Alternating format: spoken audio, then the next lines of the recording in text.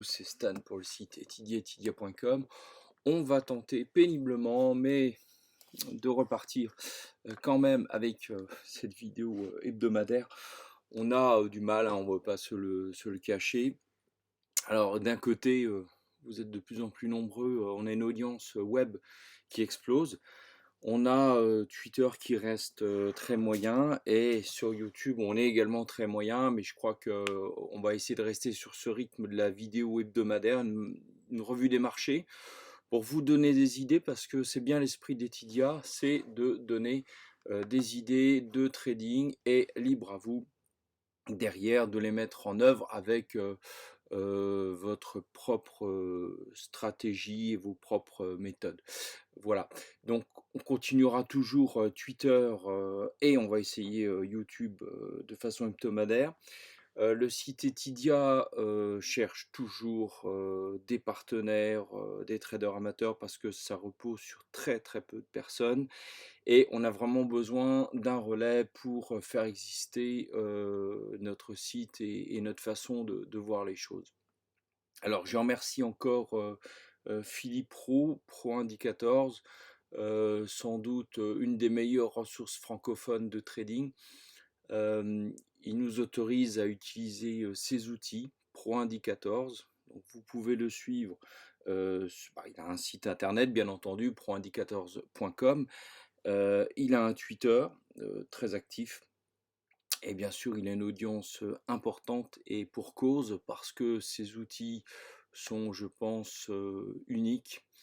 Sa façon de voir les choses est intéressante, surtout dans le paysage du trading francophone. Donc je vous propose de passer en revue, comme on le faisait auparavant, les indices, les actions, un petit peu de commodities, et de façon assez empirique.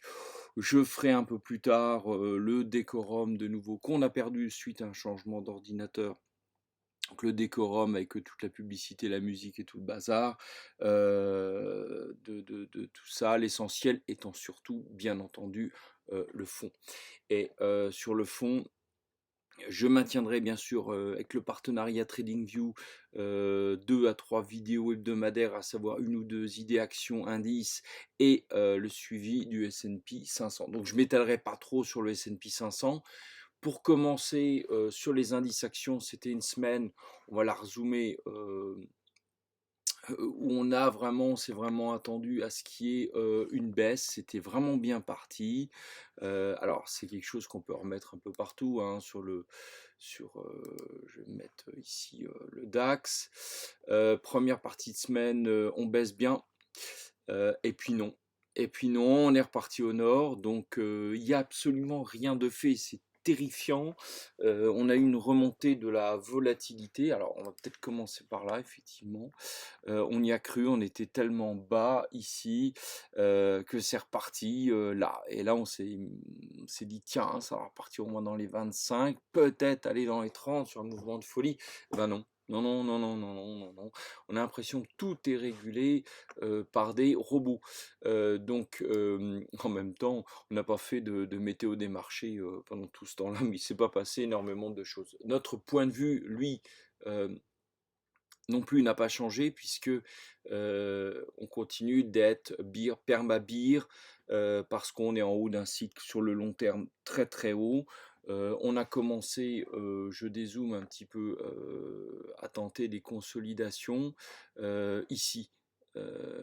Sur le dernier trimestre de l'année dernière, on avait fait une forte chute, et puis non, on a passé finalement toute l'année à remonter en explosant tour à tour toutes les résistances, tout, vraiment tout. Donc, que vous dire d'autre si ce n'est que forcément ça arrivera un jour, forcément on a tort sur le moment, sauf que, je me répète, quand ça décroche, ça fait pas semblant. Donc vous allez attendre 3 mois de hausse, vous allez être content et satisfait, vous allez vous ruiner en 15 jours.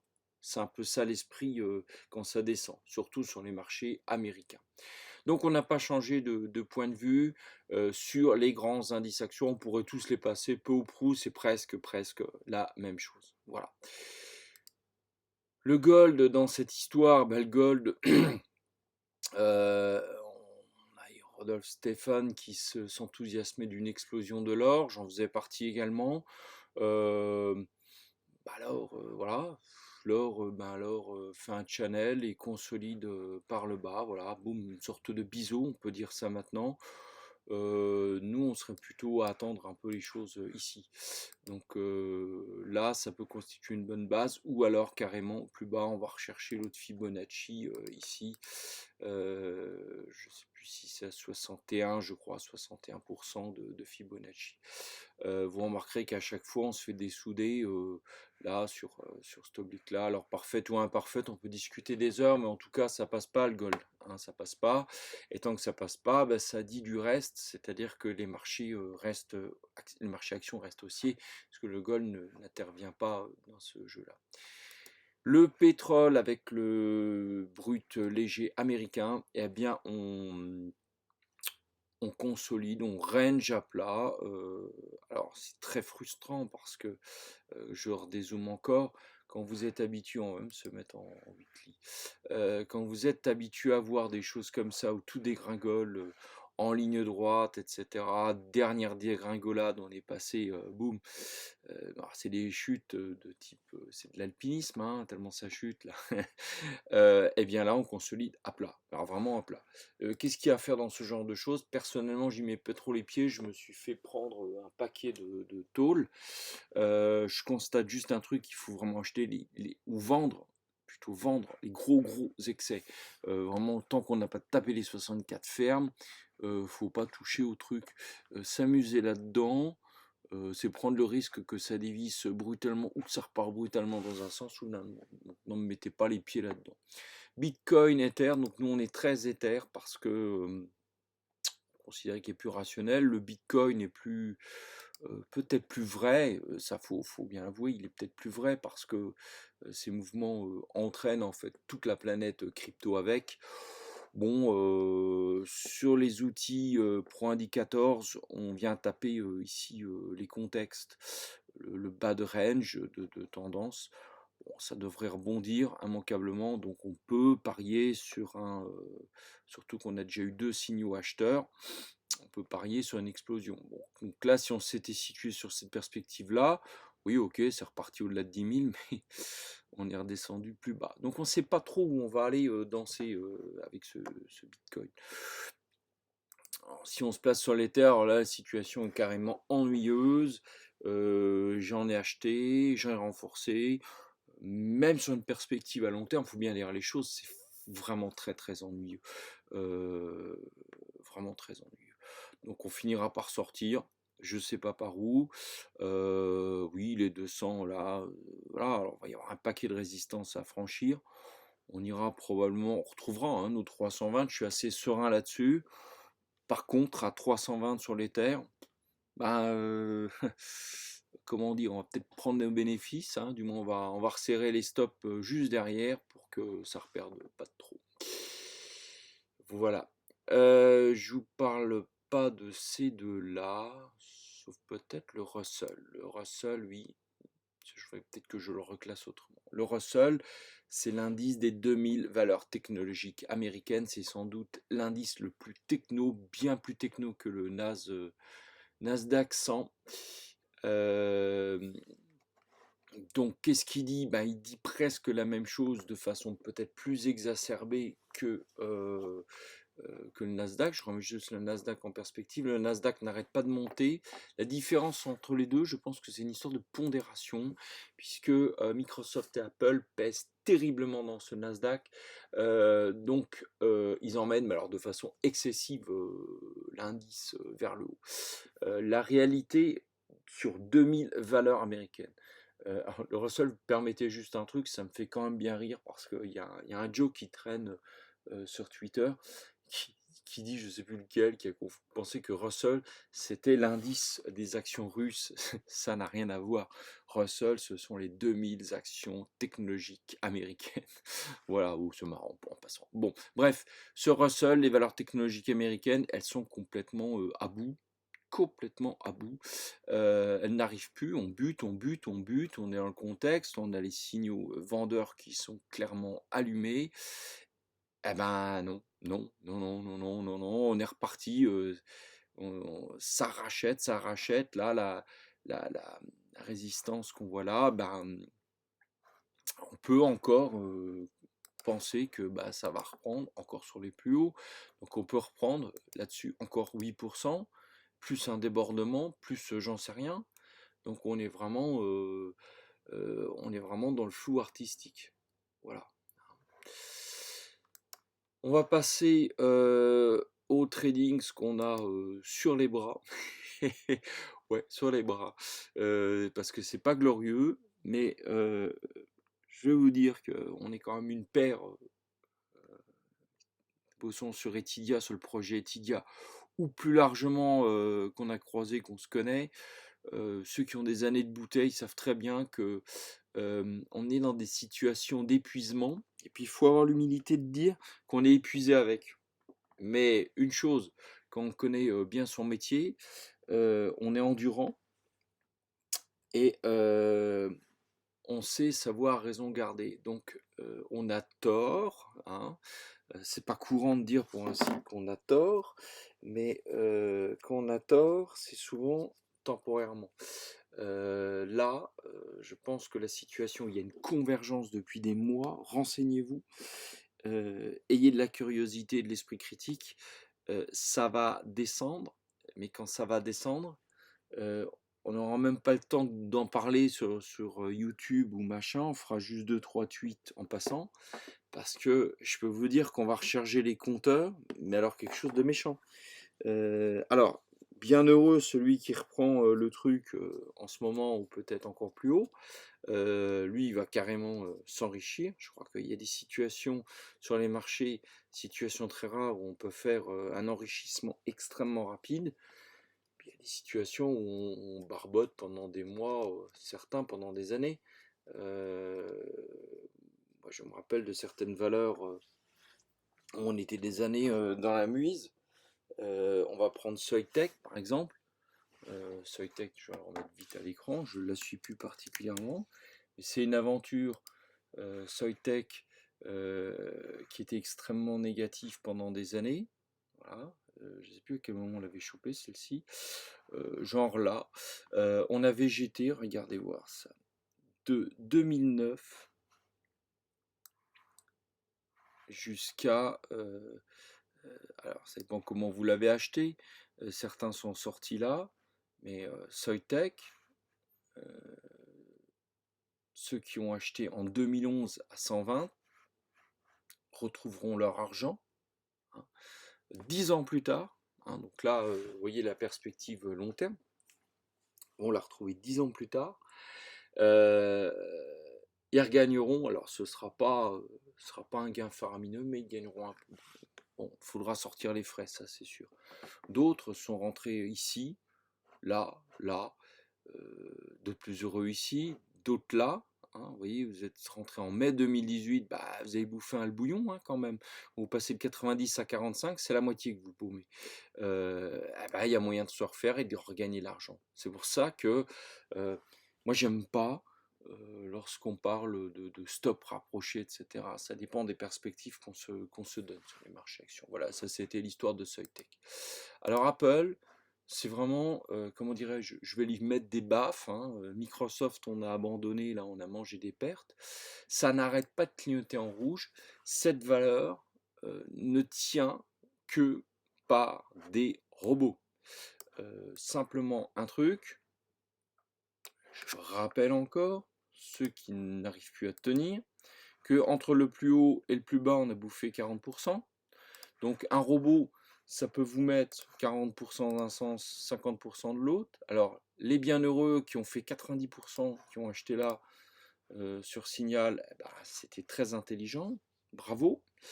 Mais là, à court terme, bon, je sais pas, c'est du grand n'importe quoi. C'est du grand n'importe quoi. Là, il n'y a plus de rationalité, il n'y a plus d'investissement. On est sur du robot.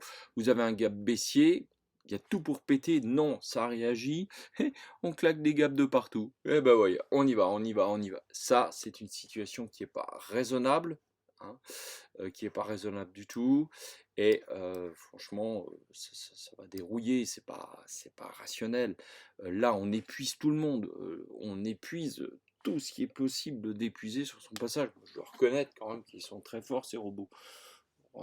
Qu'on en achète un. Je sais pas si on peut les acheter parce que je pense que les robots qu'on nous vend sur le net, c'est plutôt de la cochonnerie. Les vrais robots ne sont pas accessibles. Il faut une armée de matheux, de programmeurs, etc. Bon, voilà. Alors Apple, catastrophe générale. Nous, on est rentré, je sais plus là ou un peu plus bas. C'est vraiment la catastrophe. Mais Apple, on y reviendra. C'est le moment. Enfin, je sais pas. Là, vous voyez des signaux. Même ceux qui ont acheté là vont faire un gros carton quand ça va descendre. On confirme le bien. Alors PayPal, là, c'est pas Apple, hein, très clairement. On est à l'équilibre, voire en gain selon certaines situations.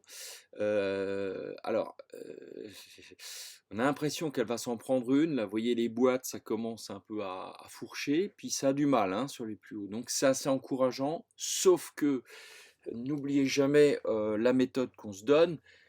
Faut toujours imaginer et soutenir la position inverse. Imaginez que PayPal aille combler son gap ici. Vous voyez le bordel un peu. Donc à suivre, mais je dirais que selon votre point d'entrée, si ça franchit les 110, allez on va dire les 110, barrez-vous si vous en avez les moyens, quoi. D'accord.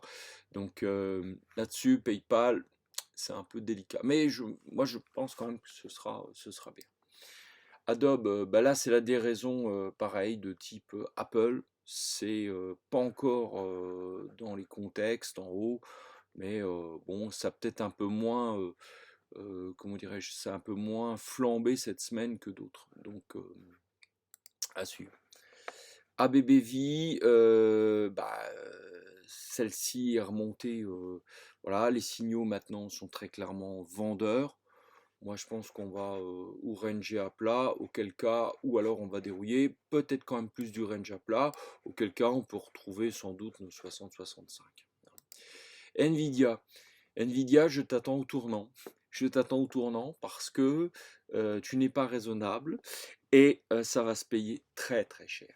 Alors peut-être que tu vas me mettre une dernière carotte là, je le vois bien, cette petite croix là, ce vieux gap ici.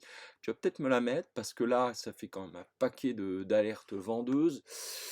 Bon, puis vu les boîtes, peut-être que tu as envie de remettre les plus hauts. Moi, je dirais que sur un mouvement de déraison et de folie, sur un excès, on va aller se mettre les 220, 230, là, ouais.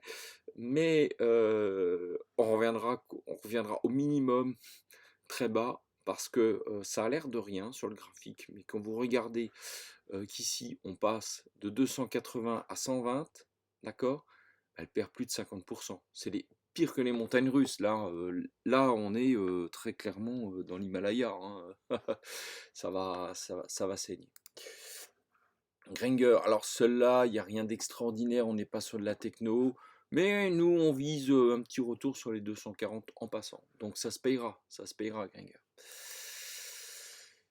Technicolor, alors là on est sur notre bon vieux marché français, là on est à la hausse, est-ce que c'est raisonnable? Je sais pas, en tout cas je dis qu'on est sur les plus bas et on ira au minimum rechercher. Alors cette valeur là, quand vous la connaissez un peu, elle est atypique, originale à tout point de vue, c'est-à-dire que quand tout baisse c'est la seule qui est capable de monter, là par exemple sur la séance de vendredi, quand tout monte elle est capable de descendre. Enfin bon, c'est pas. Voilà. Je pense qu'on y reviendra gentiment quand tout le monde regardera. Quand tout le monde aura terminé sur les valeurs techno, sur d'autres choses, on découvrira un peu de Technicolor. Voilà. Donc une bonne surprise à étudier. Ça, c'est une entrée de la semaine. Public Service Enterprise. Alors là, on est carrément sur l'hypothèse contraire. On est sur comment dirais-je, des services américains. Et là, on est en hausse, toute gentille. Alors, toute gentille sur le train de long terme. Là, ça a baissé. Donc là, on parie très clairement sur, comment dirais-je, sur une rotation sectorielle. Ok. Alors, est-ce qu'on est bien rentré ou pas bien rentré? Là, on est rentré clairement avec les outils de fil. On est rentré sur le contexte. Alors, si on veut émettre l'hypothèse inverse, eh ben, on ira chercher ce Fibo là et on ira plus bas. Ça me dérange pas, on restera dessus. Dans ce cas-là, les choses vont peut-être changer et on rangerait à plat. Je suis désolé, hein, je vois un peu des ranges partout, mais c'est un peu l'idée qui peut émerger. Eramet, alors on revient sur le marché parisien, je suis désolé, on n'a pas remis de l'or. Hein. Eramet, eh bien là, il y a un petit range à faire, voilà, à reprendre tout ça. Pour une petite explosion haussière, ça va arriver rapidement hein, sur Eramet. Là, on est sur un support. Alors, le contexte de Phil, je pense qu'il a encore bien en mémoire la forte montée de 2018. Je pense que là, on est vraiment, si on regarde les zones, parce qu'il faut plutôt raisonner en termes de zones, ici, on est vraiment sur des gros supports. Hein. Donc là, ça va pas tarder de remonter. EDF, ben là on gagne un peu, mais ce qu'on vise, c'est pas de gagner un peu. Là, on vise très clairement la fin de ce range sur la base vraiment, là encore, de zone long terme. D'accord, c'est matérialisé par des signaux d'achat ici, c'est matérialisé ici par du support. Ce qui nous manque un peu, c'est de jus. Alors le momentum pourrait donner une petite explosion haussière, puis un retour. Donc on pourrait un peu zigzaguer là, très gentiment. Ça nous prendra peut-être l'année. Hein. On est sur quelque chose de plus long. Eutelsat, elle a injustement gapé à la baisse, d'accord, et tous les signaux ici d'achat se mettent en route. En termes de zone, on est sur du support très très lourd, d'accord. Donc cette zone de support, à mon avis, elle va repartir et on ira pêcher dans ces eaux-là, peut-être combler ce gap-là, pourquoi pas. Hein. C'est injuste. Ceux qui sont fans de dividendes, celle-ci jute vraiment bien en termes de dividendes, donc ça aide à payer le loyer, l'électricité en attendant. Thales, c'est une rentrée de la semaine. On a un peu l'impression qu'elle est mise de côté parce que tout le monde est sur la techno. Donc Thales a un sujet bien différent. Sur les supports, les gros supports long terme, on y est. Je pense, a priori, on l'aurait dépassé. Pourquoi on dit qu'on l'aurait dépassé? Parce que là,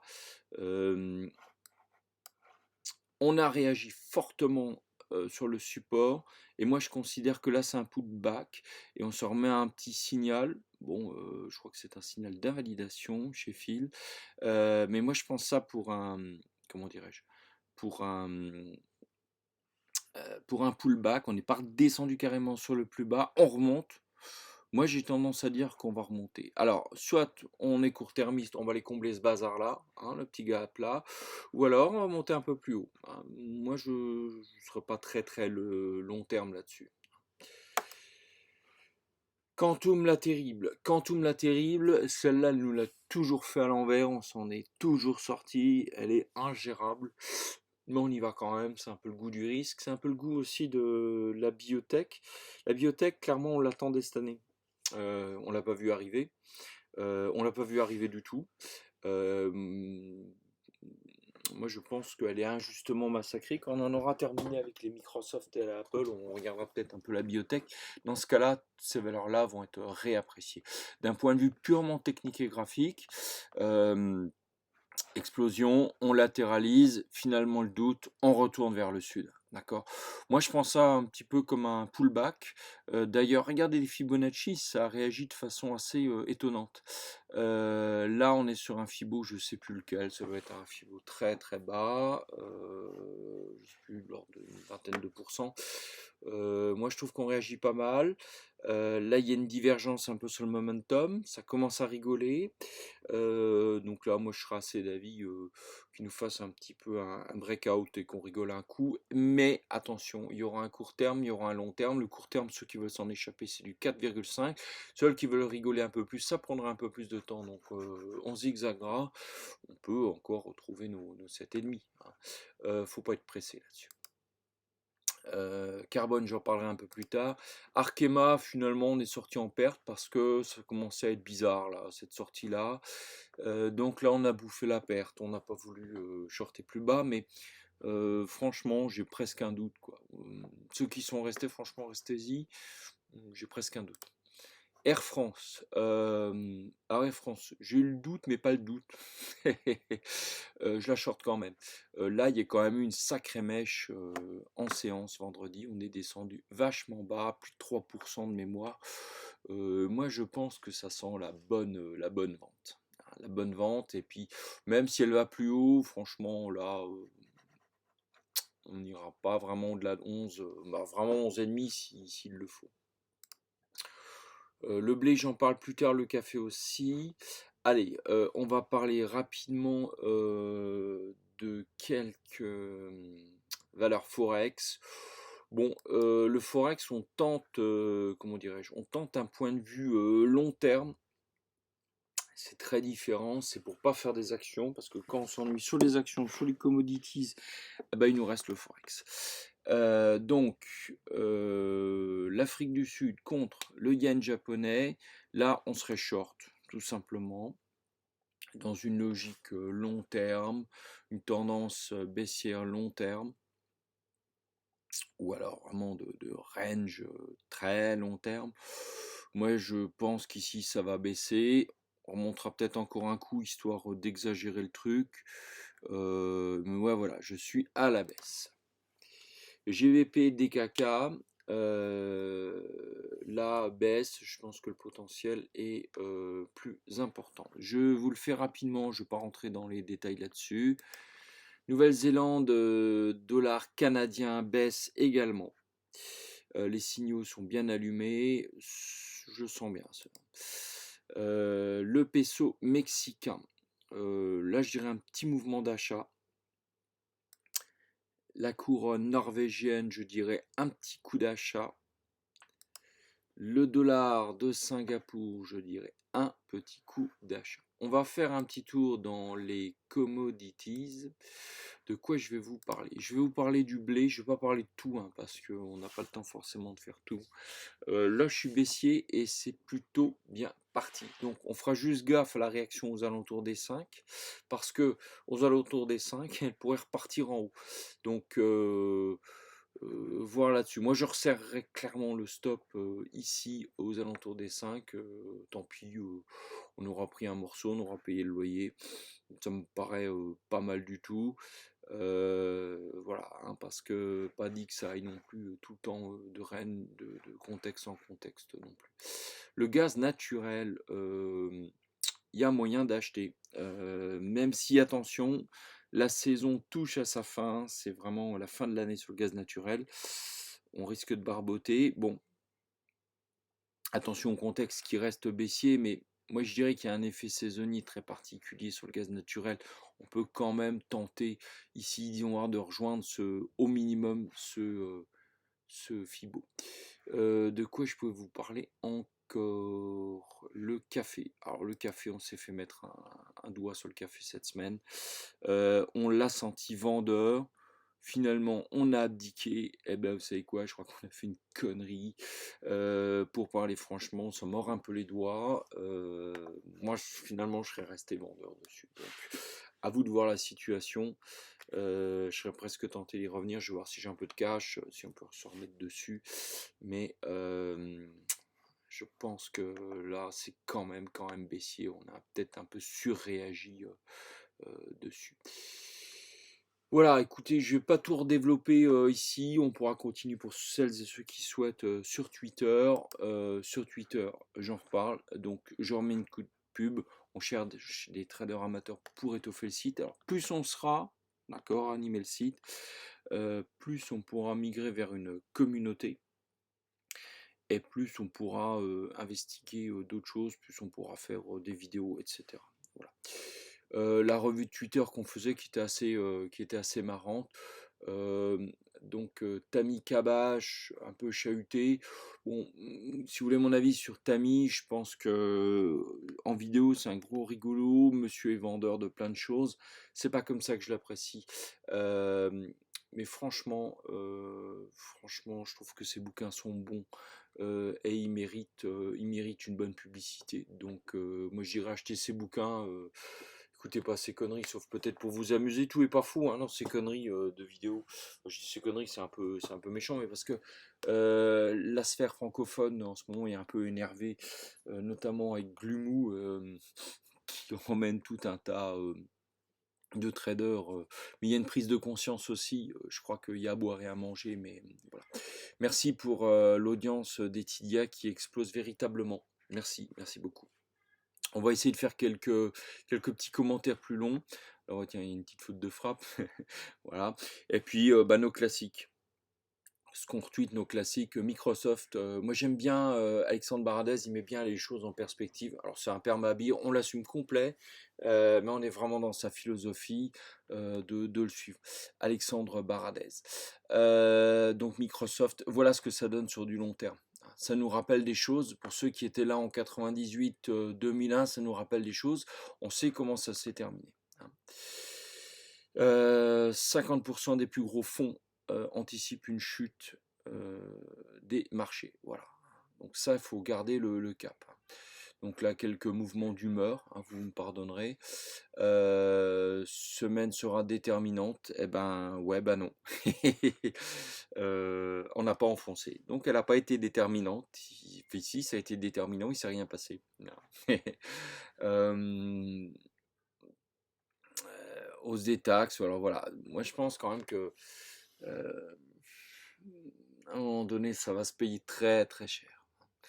Débouclage des positions spéculatives short volatilité. Moi, je donne aussi rendez-vous fin de mois. Ce sera aussi une fin d'année. Hein, voilà. Voilà, un peu d'humour en passant. Ça baisse de façon significative, oui, mais ça va pas continuer. Donc, moi, je m'énerve contre Nicolas Chéron. Certains s'énervent en ce moment contre Rodolphe Stéphan. Ok, oui et non, c'est pas franchement ce qu'il y a de pire. On peut critiquer la méthode commerciale. Moi, je pense que Rod a sa valeur. Voilà. Après, on peut toujours discuter. Il y a des conneries. Le problème, quand vous vendez quelque chose, c'est difficile d'assumer les conneries. Donc voilà. Nicolas Chéron, moi j'aime pas parce que lui il a des choses à vendre. Les choses à vendre, ça s'appelle Bing FR. Alors on aime ou on n'aime pas, mais je comprends pas ce courtier qui se fourvoie avec un pseudo-analyste euh, qui tient plus de Christophe Barbier sur BFM que de la véritable analyse. Les bons, vous les trouverez. Ma référence perso, c'est Philippe Roux. Voilà. Mais il y en a d'autres. Voilà, chacun fait son truc. Voilà, bah, on fait de la pub. Je ne vais pas faire non plus trop de pub, parce qu'on va croire que nos derniers trades de la semaine dernière, Arkema on a arrêté, Air France on continue, S&P rien de rien, je vais encore faire rien de rien de rien de rien. De moins en moins de traders, bah oui, parce que vous avez quand même une casse de morale quand même qui est extrêmement forte. On épuise, on a mis quand même par terre 2009, ça a été une grosse épuration ce métier-là. Bon, quand on fait ce métier-là, il faut savoir ce qu'on fait. Donc voilà, c'est une grosse épuration. Le mieux peut-être c'est de tenir par la passion parce que quand on est tenu par de la vente ou quand on est tenu vraiment par des objectifs très court terme ou par une gestion de risque très hasardeuse, bah forcément c'est difficile. Ok, les robots dominent, c'est sûr, mais les robots ont des limites également. Voilà. Sur ces mots-là s'achève notre vidéo d'eau qui est arrivée enfin à son terme. On va essayer de tenir le rythme. Je vous souhaite à toutes et à tous une très bonne semaine. Rendez-vous sur Twitter et sur etidia.com. À bientôt.